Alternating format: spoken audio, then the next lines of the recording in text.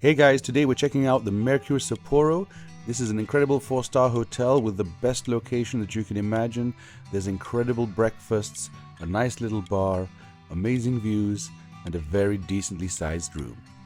Let's check it out.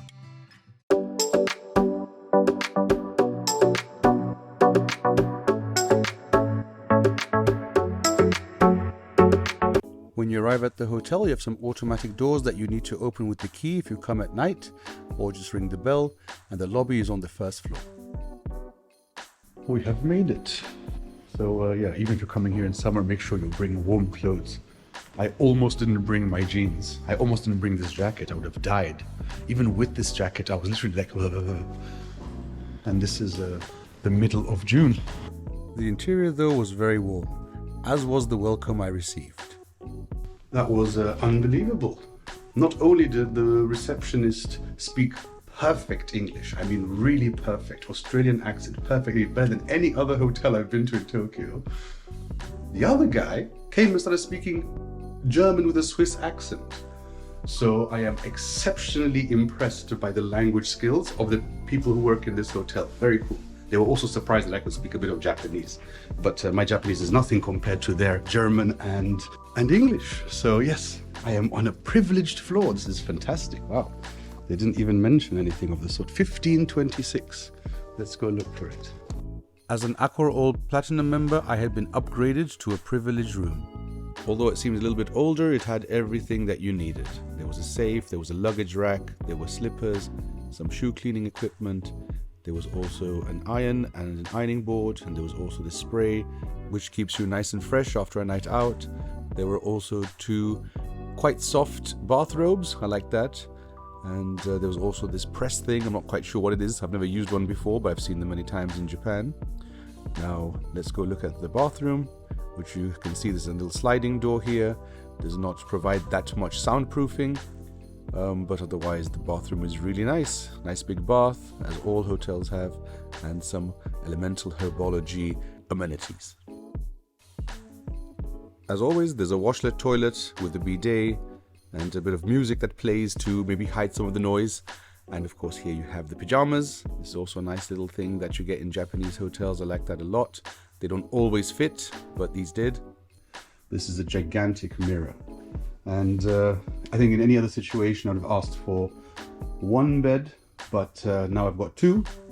So yeah, perfect. Now you have a little TV, let's not lie about that, but it's probably enough. This is quite big.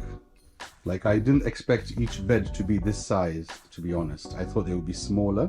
I actually ordered a much cheaper room on a lower floor with 2 beds. They've just given me a 2-bed room on a higher floor. Well, here we've got some snacks, Cafe Zaza, we've got a nice little chair here. The view was really good. Now, it didn't seem like it at this point. I mean, I already found this really nice. It looked really nice and clean. But the next day, the view was even better. So stick around and check that out. Not bad at all. And you've got a little coffee machine, kettle, very nice. Then you've got your drip pod, you've got your little ice bucket. Something's in there. Here you've got a, look at that. For you to make yourself pretty. It's very smart. You've got a sound system, radio of some kind, some information about shit to do. Baseball's a big thing here. I think this is some kind of air purifier. All in all, I think this is a really nice room. And if you get a really incredible deal, like I did, you might pay just under $50, but otherwise this room goes for around $65, which for Japan is quite modest. Good morning. I have not yet, recovered from the time difference, but now that I've opened this amazing curtain, well, the curtain's not amazing, but what's outside? It's amazing. Look at that. How cool is that? I didn't even know it was so mountainous. Look at that. That's really cool. So now we're going to go and explore. But first, let's go have some breakfast. Breakfast is served in the French restaurant called Bordeaux, and it's right next to the lobby, so you just hand in your tickets and then you get seated. There is also a bar in the restaurant called Le Cépage, which although quite small, does have a nice little selection. Now this breakfast was really good. This is exactly the kind of breakfast that I love having in Japan, where there's such a huge variety of different things, some traditional things, and some very unexpected things. It's great to have like fish and seafood and also soups for breakfast. But if you want some pizza, there's that too. Of course, there's a whole section of pastries. There's also a lot of delicious fruits and vegetables that you can have, super fresh. And of course cereal and yogurts, and also warm dishes like chicken and croquettes. But the crowning glory, I think, is ice cream for breakfast. The short version of the following food review is that the breakfast is absolutely unbelievable, 10 out of 10 and 100% worth paying for. Feeling a little bit bedraggled today, but after this I'm sure I will feel fantastic. And let's begin with some pickled herring. Alright, time to try the curry croquette. Dip it in some of the curry. I was considering not coming for breakfast, even though it's included for free as a platinum member. I'm very happy that I did come, because I was like, oh, I'm sure you can get better food outside. This is amazing. I mean, there's even ice cream. Wow. Now it's time for something a bit special. Salted squid. Let's see how this goes. Oh my god. That is ultra intense. It is ultra fishy and slimy and like tastes like the sea. Surf clam salad.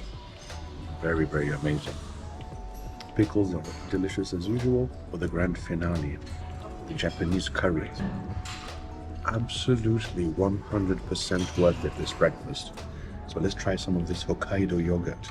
Oh, let's get a nice combination of the honey, the yogurt, and the jelly. Look at that. And I do have to say, the fact that it's quite empty here is also really nice. What also impressed me was on the second day, they had changed a lot of items, so there was a lot of new things to try. Apart from having different croquettes, what I found amazing was being able to have Genghis Khan, which is a very famous dish from this area. I couldn't make it to the restaurant, but to have it at breakfast was also a fantastic option. Today, we have a new selection of delicious foods, including, as you can see here probably, salmon, grilled salmon, meat, cutlets, croque monsieur, and I was very impressed with this because I missed out on eating this. That is the Genghis Khan, which is basically goat meat. So this is my kind of breakfast. Let's try the croque monsieur. A new type of seaweed from today. Didn't see it yesterday. Very intense flavor. Let's try some of that goat meat. Look at that. Grilled salmon for breakfast. Very luxurious. Meat cutlets. For some unknown reason, I was suddenly given a special little ice cream sundae. I don't know what I did to deserve this little ice cream for breakfast. This is a 10 out of 10 breakfast. I cannot stress enough how amazing this breakfast is. And on that note, I shall say goodbye because I'm off to Osaka. So when you see that, please follow, subscribe. I'm going to keep eating this ice cream. See you in another prefecture.